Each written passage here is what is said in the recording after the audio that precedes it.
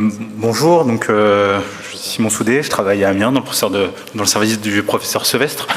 Je remercie les organisateurs, la SFP et la SFMV de m'avoir demandé de vous parler de la thrombose veineuse superficielle, traitement moderne en 2023. Alors j'essaierai de vous donner des publications les plus modernes possibles et de respecter le temps imparti. Donc mes liens d'intérêt. Alors, la première question qu'il faut se poser, c'est qu'est-ce qu'on dit quand on dit thrombose veineuse superficielle? On dit certes une thrombose d'une veine superficielle, mais on dit aussi, en fin de compte, tout de même une maladie thromboembolique veineuse. Pourquoi? Parce que les Stéphanois l'avaient mis en évidence depuis 2010, en fin de compte, dans une cohorte d'un peu plus de 600 patients. On voit que tout de même, quand on regarde à 3 mois l'évolution des TVS, eh bien, on a à peu près 10% de récidive et sous forme de maladie thromboembolique veineuse, 8% et symptomatique dans 8% des cas. Donc, c'est une thrombose veineuse superficielle, mais qui peut récidiver sous forme profonde. Et puis, quels sont ces patients-là qui font une TVS et qui vont récidiver sous forme de MTEV? Eh bien, c'est plutôt les hommes, avec un risque relatif à un peu plus de 2. C'est plutôt les patients qui ont un antécédent de thrombose veineuse profonde ou d'embolie pulmonaire. Et puis, c'est les patients qui n'ont pas d'insuffisance veineuse superficielle. Donc, en fin de compte, la TVS, probablement que c'est une maladie à 2 visages. Il y a les patients qui font une thrombose veineuse superficielle avec une insuffisance veineuse et ceux qui n'ont pas d'insuffisance veineuse.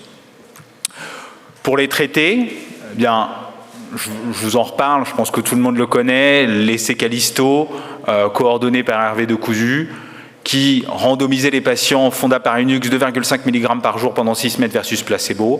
Et effectivement, le Fondaparinux permet, chez les patients qui ont une thrombose veineuse superficielle, d'éviter l'embolie pulmonaire, la TVP et l'extension de la TVS.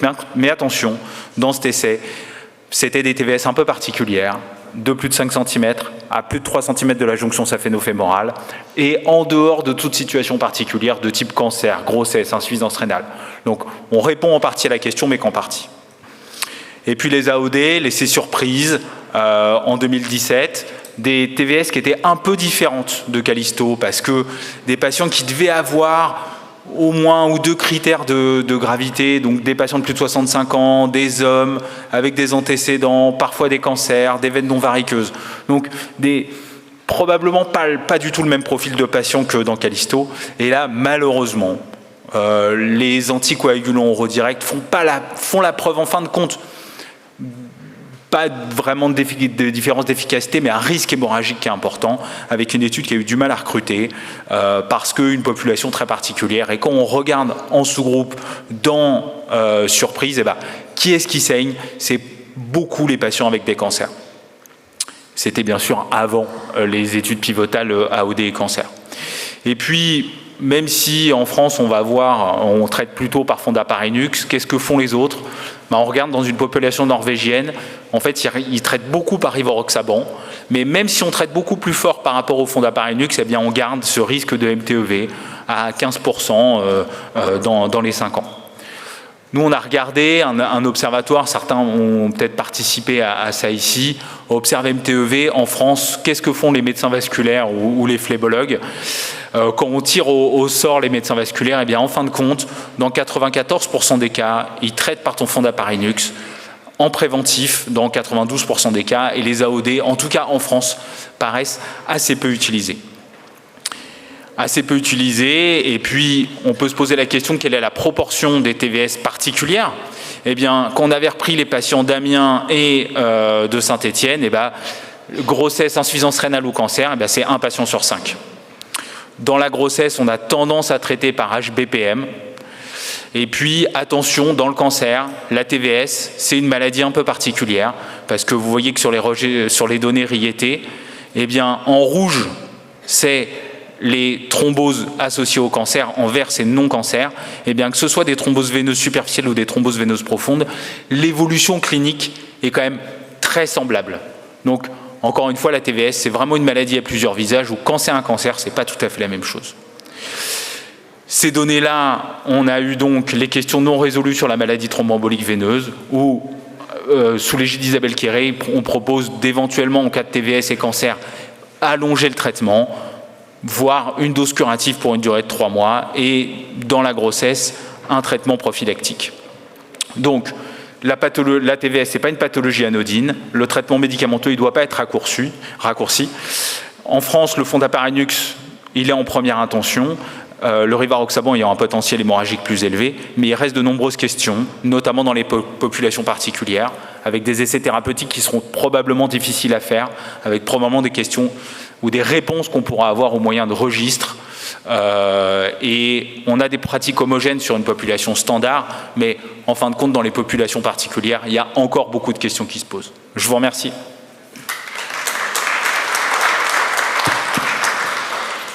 Monsieur Benamou, vous avez une question? S'il vous plaît. Ah, oui, mais. Oui, s'il vous plaît, vous pouvez nous apporter le micro pour Monsieur Benamou. Voilà, il a un peu de mal à marcher actuellement. Merci beaucoup. Oui, merci. Une question concernant les malades à risque, en particulier cancer et TVS. Dans quelle mesure y a-t-il encore éventuellement une place pour les HBPM plutôt que les AOD? Est-ce que par rapport au risque hémorragique, il est peut-être plus facilement contrôlable? Est-ce que c'est exclu pour vous? Non, je pense que... c'était le sens d'ailleurs de la mise au point qui avait été coordonnée par Isabelle Quéré. C'est que sur les patients à risque, quand on parle grossesse, globalement, l'Arextra, même s'il n'y a pas de données de pharmacovigilance très inquiétantes chez la femme enceinte, on a plutôt tendance à ne pas utiliser le Fondaparinux pendant la grossesse et donc on utilise des HBPM. Voilà. Dans le cancer, je pense que la vraie problématique dans Surprise, c'était le recrutement, où l'étude n'a pas forcément été au bout.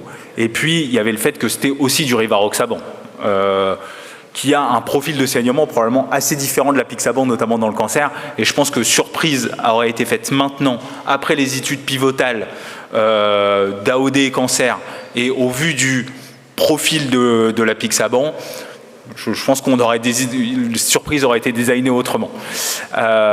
Et après, moi je pense qu'effectivement, le Fondaparinux pour une TVS et cancer, pourquoi pas, mais en fin de compte, on a quand même énormément d'études sur l'efficacité des HBPM dans le cancer. Et quand on voit que l'évolution clinique entre les TVS et les thromboses veineuses profondes sont en fin de compte assez semblables, sur les registres IET, ça semble de bon sens d'utiliser, en tout cas pour une TVS assez extensive dans le cadre du cancer, une thérapeutique par HBPM. On ne peut pas aujourd'hui recommander des anticoagulants oraux directs dans une TVS associée au cancer parce qu'on n'a vraiment pas de preuves cliniques, en tout cas, voilà, pas de preuves dans la littérature, mais par contre l'utilisation de HBPM, je pense qu'effectivement vous avez raison, ça semble frapper au coin du bon sens. Une question, Pierre? Vous avez déjà un peu répondu à ma question. Dans quel cas, parce que dans le TVS et cancer, vous nous avez dit que parfois vous restiez à une dose préventive, parfois une dose curative. Donc sur quels critères vous choisissez la dose curative et pour quelle durée? En tout cas, le sens de la mise au point, elle est de dire TVS et cancer, en fin de compte, il faut un traitement minimal de 6 semaines et on propose au cas par cas, en cas de facteur de risque majeur de maladie thromboembolique veineuse dans le cancer, de prolonger éventuellement d'emblée à dose préventive. Et en cas d'extension, on discute la dose curative. Sachant qu'il n'y a pas d'essai spécifique là-dessus et qu'on ne peut pas répondre à la question comme ça. Mais il est évident que c'est probablement pas tout à fait pareil d'avoir un patient qui est au début de sa maladie avec de la chimiothérapie et qui fait une TVS assez extensive versus un patient qui fait une thrombose veineuse superficielle dans le cadre d'un cancer et un cancer en rémission et un cancer avec un risque de MTEV ou de récidive de MTEV qui est faible. Donc le sens, je pense que c'est adapter le traitement au profil clinique du patient et que si on a un patient dont on pense qu'il a un haut risque de récidive, on va d'emblée allonger le traitement à plus de 6 semaines. Et si on a une extension de la TVS pendant le traitement préventif, on passe à de l'HBPM curative Voilà, sachant que c'est des patients qui, on l'a vu, sont à risque de récidive. C'est parfait, merci beaucoup Simon. Merci à vous.